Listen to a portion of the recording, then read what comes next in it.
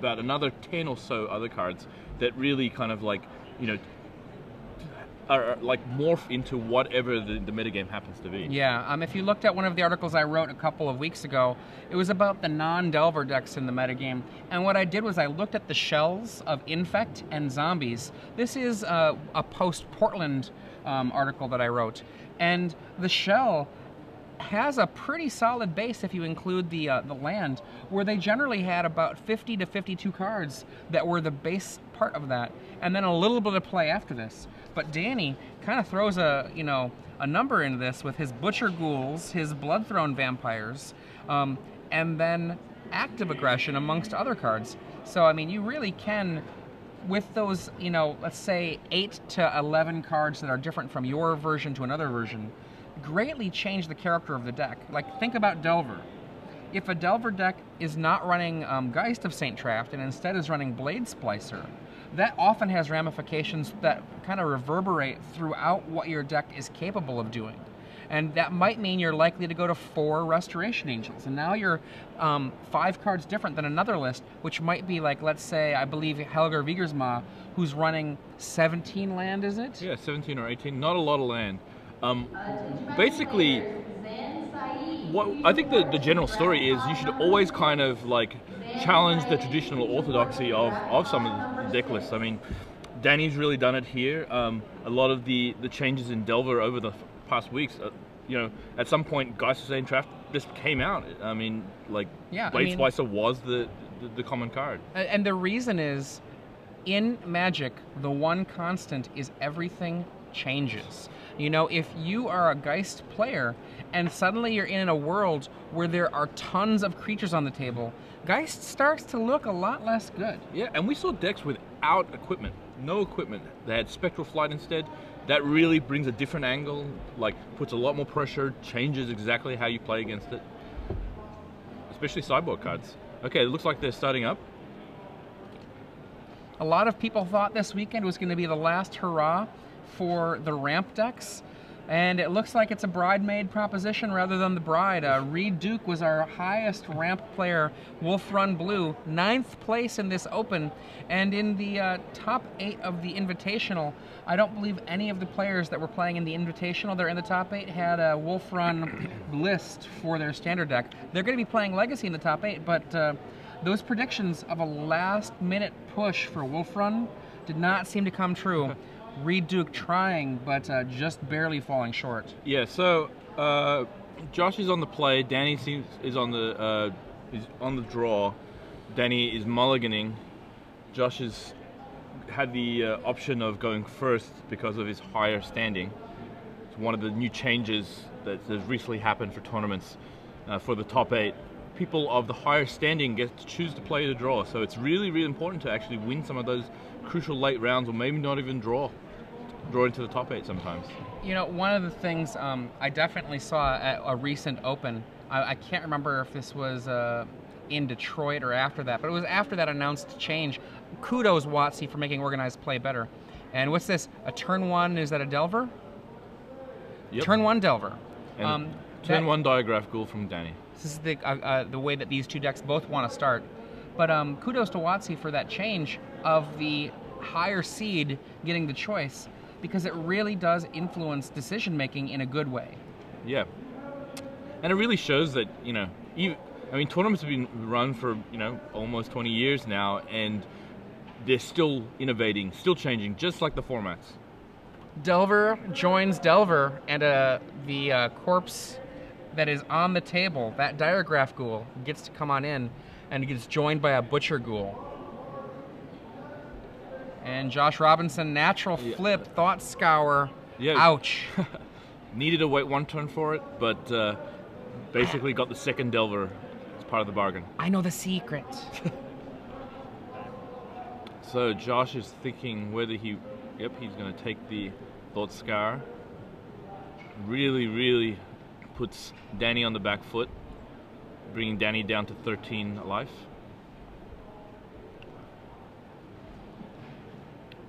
And an image. And I believe that image... I mean, it could reasonably be just the insect, or it could reasonably be the Butcher Ghoul. Yeah.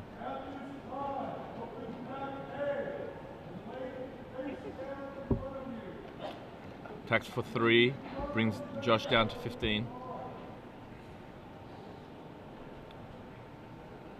So Danny doing a little bit of math here. And he realizes that the goal here is not to be pushing the aggression. And Yeah. that is an image on the insectile aberration. The goal here is not to be pushing the aggression, but rather to be trying to stunt this damage. And I have to say, Danny, kudos for getting the math right here, that you need to do the other direction, not the aggressive one.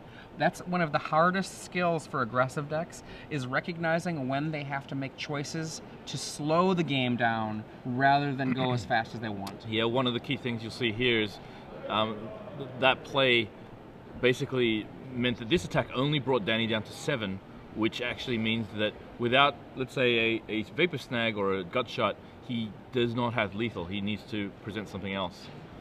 Is that a Blood Artist? Is it a Blood times Artist? 2? Is that 2 Blood Artists? It is. No, it's a Geralt's Messenger as well, but he does play the Blood Artist I here. thought I saw another Blood Artist besides the Messenger. The first Blood Artist, does it resolve? This is a really intriguing card because a card like Blood Artist can change the math around quite a bit. In they come for 3. Especially if he has a sack outlet, but I believe he has a Gravecrawler and a Geralt's Messenger. That is a Gravecrawler. Now he is presenting onto the table 5 power. Okay, And that's the 1 there's damage. the 1 damage that needs Yeah. to take it. And that is it. Game 1, like that, lightning fast, is done. Yeah, no, Okay. it was the big advantage of going first that game. It was pretty much the only difference between the two starts. Danny basically trying to bait Josh into countering the Blood Artist because maybe there was like a Bloodthrone Vampire like coming after, and if that Yeah. was the case, he would have gotten enough life. Now, besides the win in that game, once again, more winners can come to us at home. So if you're watching us right now, it's at SCG Live on Twitter, but you're going to be using your Twitter for something else to win premium, 1 free year of premium, with the hashtag, you can see it right there, SCG Premium. Hashtag SCG Premium. What you're going to do is you're going to tweet that and the answer to a trivia question, and one amongst you that has the correct answer will get 1 free year of premium. I have the question in mind, and I'm going to let you all know what that is. So, in the Invitational, there were 2 players who, at the end of day 1, were the top of the heap, the number 1 and the number 2 seeds. They were playing a Legacy deck. What Legacy deck were the number 1 and 2 seeds from day 1 playing? I'll give you a hint. Whoa. Cedric Phillips was the number 2 seed. So, the number 1 and 2 seeds were both playing what deck in Legacy at the end of day 1? What were they playing? It's an old deck. Yeah, it's an old deck. Came back from a little bit of obscurity. Yeah. I think it's really here to stay. I think it's back. We've seen some great versions of it. You'll actually see one version of it in the top 8. That's right. So after this, we're going to go to the Invitational. So you'll be seeing it played. Remember, hashtag SCG Premium is required in order to make sure you have an opportunity to win that prize. What, at the end of day 1, was the number 1 and number 2 seed in the Legacy portion? But before we get to that top 8, we still have the matter of a Standard Open to finish off here, and this is game 2 of the final of the Standard Open between Danny Goldstein and Josh Robinson. Danny Goldstein with Black Red Zombies, Josh on Blue White Delver. Josh was victorious in the first game. So Danny is on the play.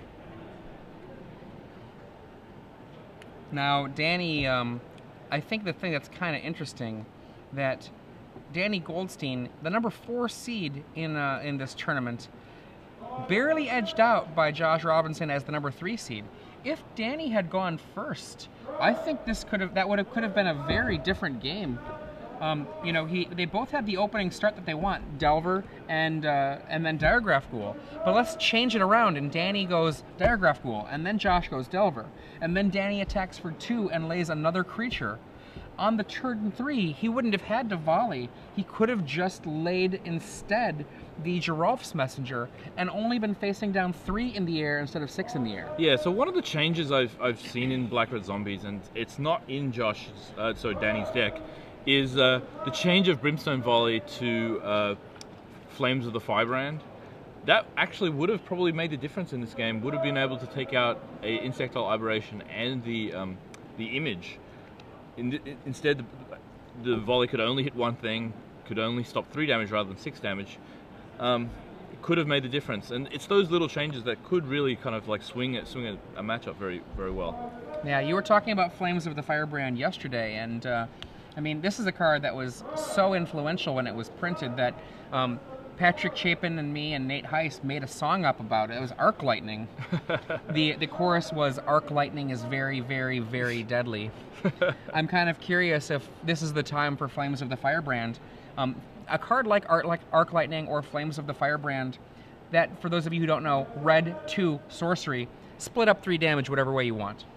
A card like that is at its best when there are tons of little creatures running around. So in the new standard that's about to hit us with Return to Ravnica, we'll find out if it's time to shine. Though Danny does have some good removal spells that are particularly good against Delver. He has Tragic Slip. Tragic Slip's great because it can kind of do double duty, kills the early Delver as well as the Restoration Angel in some situations. He has Mortarpod, which is great at suppressing both the Delver and the Snapcasters. And he has a Go for the Throat. Go for the Throat, obviously, like particularly good against killing anything. And off the sideboard, he has a Doomblade.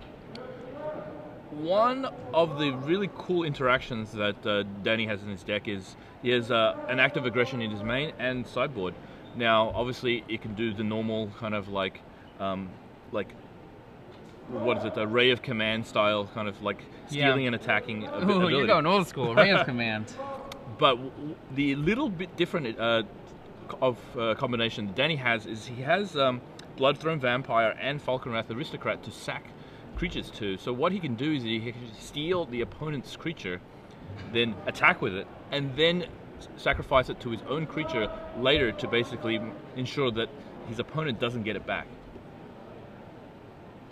This is a good point. He has way more sacrifice outlets than a lot of people do.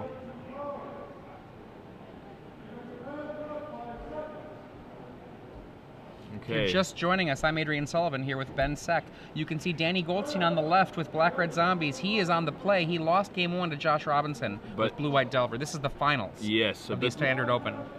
Danny looks like he's definitely kept his hand. He looked like he had a mix of lands and spells, which pleased him. Josh, on the other hand, is in the tank. Really doesn't look super happy about his hand here. He's putting it back, going for 6. So it's the fair mulligan. Danny mulliganed first in the first game. Josh is repaying him in kind.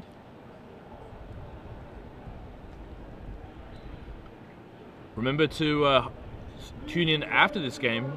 We're going to be bringing you the final 8 of the Star City Games Invitational. The Invitational actually gave away $75,000 to players, and the winner is actually going to get $15,000. It's just an incredible amount of money for a great tournament series.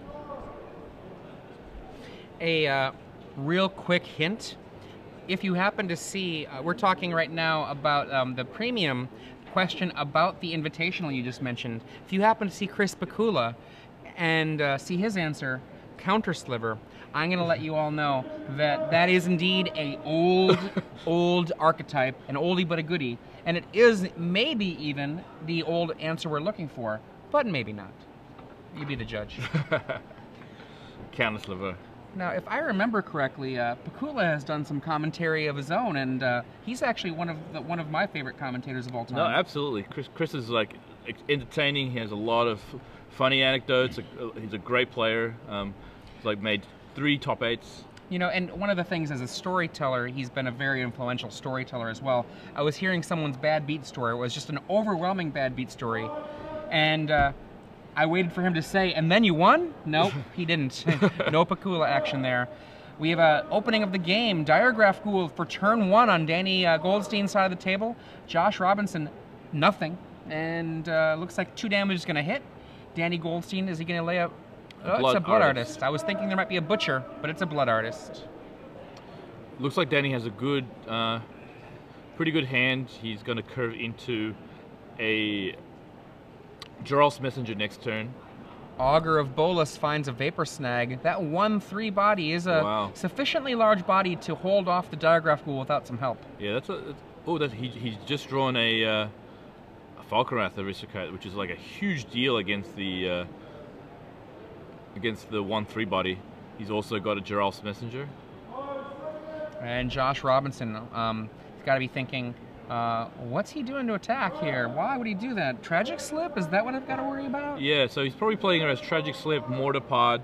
There's a few options. He blocks. No reason not to block, really. The 1/3 body's not that important that he needs to like protect it. I mean, it's not like it's an Ophidian or something. Yeah, it's meant to block, really. That's what it's there for.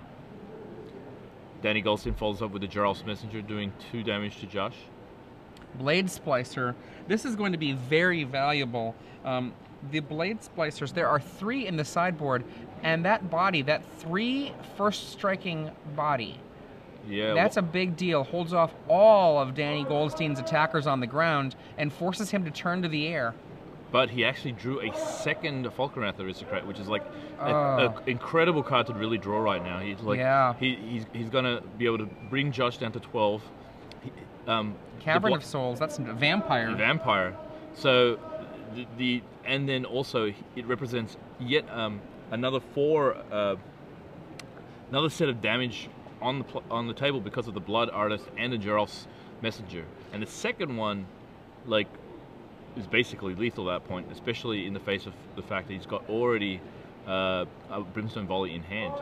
And Danny is gonna do 4. Now, just with what's in play, Josh Robinson at 12, because of Blood Artist and Falconwrath Aristocrat, we can actually get a ton of damage in. Yeah, he's basically at 8. Less than that even, because of the Geralt's Messenger. He's basically at 6.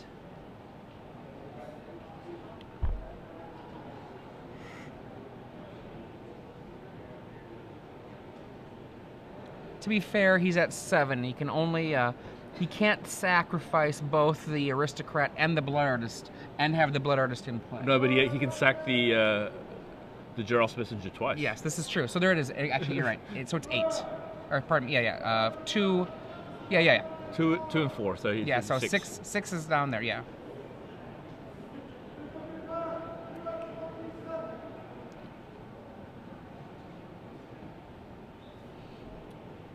This means then that the next Aristocrat hitting play. Oh, wow. Yeah. It's just such a threat. Unless Josh Robinson has a... we know he's a Vapor Snag. Yeah, unless he has that Vapor Snag, it's really bad times for him. Okay. Runechanter's Pike. Okay. And now, what that means, though, is that he's actually just dead because of, even with the Vapor Snag, the Brimstone Volley in hand will finish the job. So what he's going to do here is probably...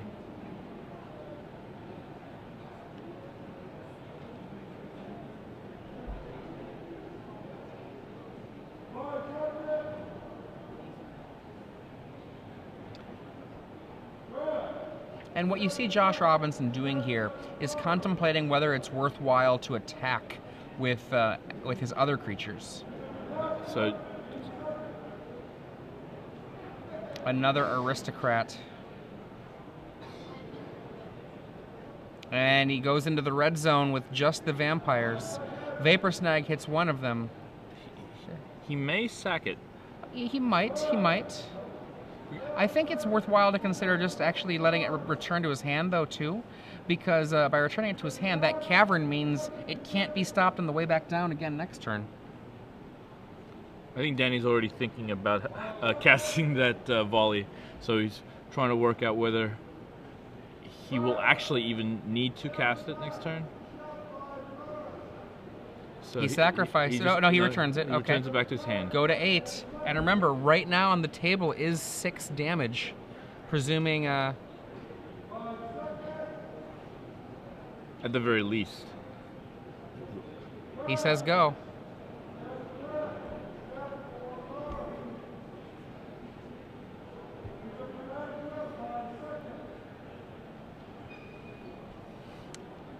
A quick reminder, coming up next, Magic the Newsening, featuring our own Ruben Bressler, is coming up right after this. I believe that you get the opportunity to see Ruben in his amazing impersonation of Queen's frontman Freddie Mercury. Ruben sporting quite the mustache this weekend. I think there's been a post-World Magic Cup mustache craze. Yeah, no, David Ochoa, very, very dapper in his mustache. I know I saw Luis Scott Vargas. Yep. He had one too. I'm not sure exactly what's brought this on. It's not like it's Movember or anything like that. Playfulness. At U.S. Nationals in 2001, a whole crew of players showed up like they were out of the Sabotage video for some reason. If you know what I'm talking about, the Beastie Boys Sabotage video. So you can see Ruben Bressler, Magic the Newsening, coming up just after this match. And right now, we just had that attack which Josh Robinson used a Vapor Snag to return 1 Falcon Wrath Aristocrat to Danny Goldstein's hand. He's at 8 life. He's facing on the table 6 damage because of the combination of Sacrifice Effects and Blood Artist.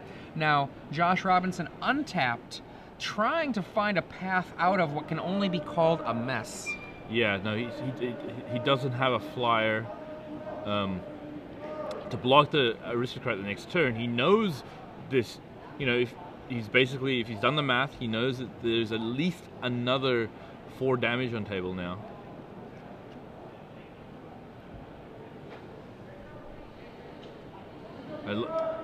Sorry, another 6 damage, putting him to 2. He can't afford to run creatures into Danny's creatures. And he says go. He passes with everything open. The most amount of things open. Wow, I see a tragic slip. That was absolutely devastating. Yeah, just gives him just a little bit more kind of insurance against kind of like something like terrible going on, because it basically is a murder because of the sacrifice effects. Now Danny, like very strong here, and he knows he's basically got this in hand. He just has to push through some final damage, force Josh to tap out or tap very low, and then Angel. Okay, so what's almost definitely going to happen and is Danny's like, okay, whatever. yeah, he's totally fine with that. He's going to basically sacrifice. Now, with this cast, Danny now knows he has the game won. And the reason he has the game won, only 1 mana open, he cannot stop the Brimstone Volley that is going to guarantee 5 damage. That's right. And that's all he needed. He basically will likely sack the Jarl's Messenger to the Falcon Wrath Aristocrat, thereby doing 3 damage, a combination of the Blood Artist and the Jarl's Messenger coming to the battlefield ability. Then be able to use the Morbid on the volley, basically, to finish him off. And before we even get to the dealing of damage, he's like, okay, I'll sacrifice this to make this guy indestructible. You're going to lose 1. I'll gain 1. Blood Artist doing some awesome work.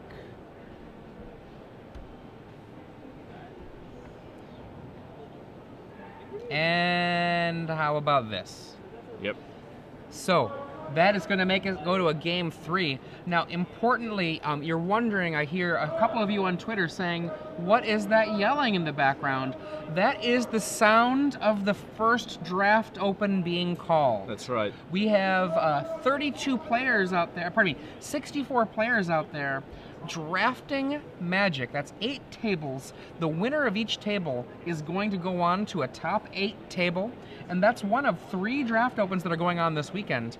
I'm actually super curious who's out there. I know Jerry Thompson is. Yeah. I know that Brad Nelson is. Each one of those tournaments gives $1,700, and there's 3 of those today. Like, wow. The amount of money given out this weekend is $100,000.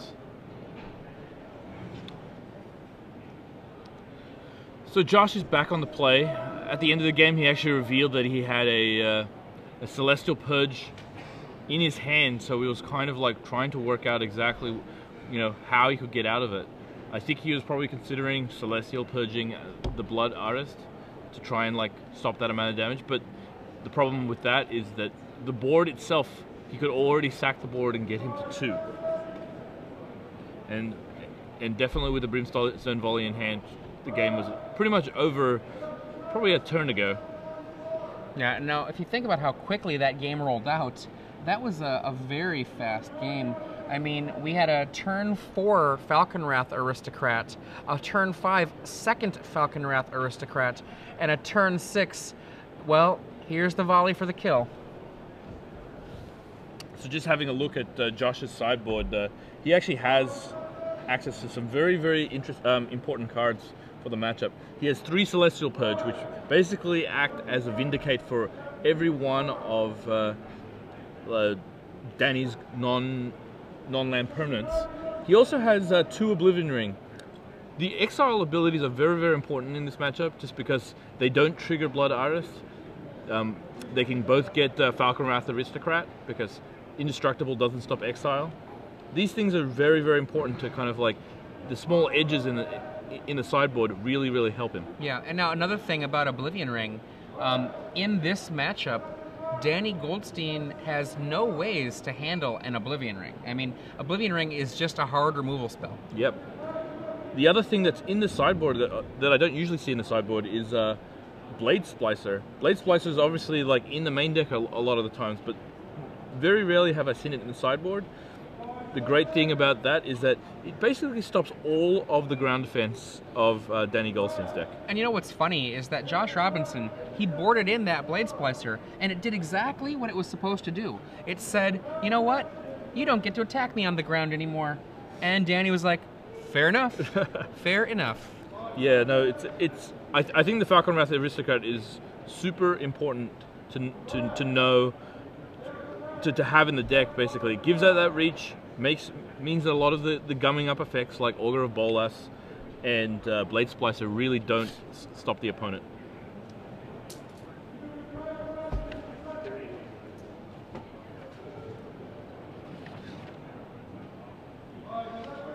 If you're just joining us, I'm Adrian Sullivan here in the booth with Ben Seth. And you're at the Star City Games Live Open Series. This is the finals of the finals of the Standard Open. Okay, Danny's looking at his opening hand. It looks like he might be a little land shy. He's putting it back. Josh doesn't look like he's not mulliganing. So pretty much everyone on the draw has mulliganed this game and lost. But this is a very, very tempo-oriented game. Going first is a big, big advantage. Absolutely. I mean, we're already talking about how if Danny had gone first, it might well have actually changed the entirety of that first game result. Now, interestingly, both of the players mulliganed when they were on the draw, and as a testament to how that loss of card advantage being, you know, just being able to have more cards than your opponent or making plays that get you more card value than a single card. As a testament to what card advantage has diminished in meaning as of late, both players had plenty of cards in their hand at the end of the game. So having one less card, it's not like it did very much to them. They just didn't have enough time to even use the cards they had. Yeah, card advantage really only counts for like when you get to low amount of cards, because it often becomes an advantage of like mana that you can use in the early game, and then later it becomes a card advantage game. So like it does shift at some point in the game. Now, one of the funny things, oh, okay, we're seeing these cards come on out. Was it 1, 2, 3, 4, 5, 6 for Danny Goldstein? Yep. Let's see if he gets the good 6 he wants. He does get a land.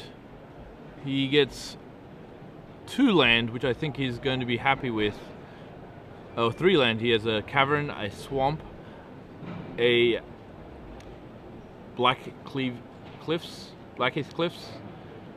It doesn't look like he has that much in the way of attacking creatures. He has, I believe, a Blood Artist and a Brimstone Volley. I didn't see what the 6th card was. So it's a dangerous keep because he doesn't really have any creatures that attack that I know of. He's going to roll a die to decide what he's going to keep. I don't know if he actually was just making a show of rolling a die, but he definitely did not.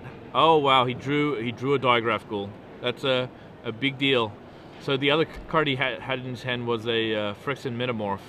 Yep. No flip for Delver. Yeah, no, that was a big draw for Danny. Yep. And interestingly, the Digraph Ghoul coming into play tapped. If Danny ends up dying at exactly 0 life, you'll see the actual cost of that Digraph Ghoul. A lot of people think it has very little in the way of disadvantage. Yeah. It really does matter that you're coming into play tapped. But Danny's had some really good draws. He's needed something to fill his mana curve at 1 and 3, and he, in consecutive draw steps, has drawn Digraph Ghoul and Geralf's Messenger. So hindsight's 20/20, but it was a good keep for him now. 2 Delvers face off against 2 small black creatures. One is a zombie, one is a vampire. Yeah. And no flippy flips for those Delvers. This is a crucial flip. This is the game kind of played out very similarly to game 1, except that there's no flip, and I think you'll see the difference in that. Oh wow, Augur of Bolas comes down for Josh, basically stopping Danny attacking with any of the creatures he has down. Finds a Vapor Snag. Again. And the mana for it. Wow. So the next turn, Danny draws another Cliffs. Allows him to play a Geralf's Messenger the next turn. In for 2. Yeah, he's just testing the waters. He knows it's pretty much no chance that Josh will not block. Well, he is telegraphing that he has something else there because he's actually opening himself up to 2 more damage by doing that attack. Yeah, there's no reason why he should play the Cavern here. He's not going to get countered. The Cliffs is going to come and play tap next turn, so I think he should be playing the Cliffs this turn. It's the last turn that the Cliffs is going to come play untapped. Yeah, there he goes. He goes with it, and Messenger, take 2. And passes back to Josh Robinson. I'm pretty sure that attack with the Digraph Ghoul is not correct, for the simple fact that now the Delvers can attack. It really... No matter what. Yeah, there was a very small... Okay. Luckily, it didn't matter anyway. Quote unquote, luckily they flipped over. Luckily for Danny Goldstein. Well, luckily that the mistake didn't matter. And O-Ring takes that out of here. That is a brutal... Buddy. I think this is a really troublesome situation. This is going to force Danny to either clone... I think he's going to have... Oh, he didn't do it. I was going to say, I think he's going to have to Cavern... Oh, no, he's just going to burn one of those guys. He's going to burn one of those guys. That's smarter than copying. And the burn does also afford him, unless Josh Robinson bounces... Yep, there it goes. It affords him a little bit of a drain. You saw Danny gesture towards Josh. That's +1 life, -1 life. Danny getting a little bit of a boost back. Yeah, so he has like 4 turns of Delver hits that can... And he comes in for 2. Or he's going to try to... Whoa. Yeah. Oh, there's the 1/3, obviously. Yeah. But that Blood Artist, that gain of 1 life is... one of those things that it sometimes doesn't feel significant, but other times it's the entire world. Yeah, absolutely. It does look like this game, the Doomblade. Doomblade's definitely good here. He needs to be a little careful not to run it into either a Restoration Angel or to have it countered. So yeah, I think if I'm Danny Goldstein, what I do is I probably just pass. I think it's possible that he might be going for whatever creature type the Metamorph is. Oh yeah, Shapeshifter. Shapeshifter. Shapeshifter on the Insectile Aberration. Yep. Making color and spending it on this 2 life here. Cavern Zombies. I would have named Shapeshifter there. I hope this doesn't get mana leaked. It's very possible the mana leaks. Mana leak usually gets sideboarded out in these kinds of matchups, but still. And pass. Are we going to see a Angel come to the party? Vapor Snag on the Metamorph. And he goes and says, Doomblade that guy. Does that work? There is another Vapor Snag in Josh's hand, so he can do it there. I don't know how many cards in Josh's hand, but now that Danny is empty-handed, this mulligan is going to start hurting him. Yeah, I mean, he has pushed the boundaries of his mana every turn, and empty-handed now, it's always better to have 1 card than no cards, hence the value of card advantage. So Josh basically, pretty sure he doesn't have a counter spell. He's just working out whether he wants to Vapor Snag his own Insectile Aberration. That usually telegraphs the fact that you probably are a little threat light.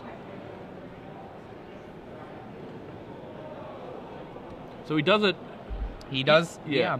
Now this does 2 things. It prevents Danny from gaining 1 life, which is actually an important thing, and it preserves the ability for Josh to have a attacker in the future of the game. Yeah.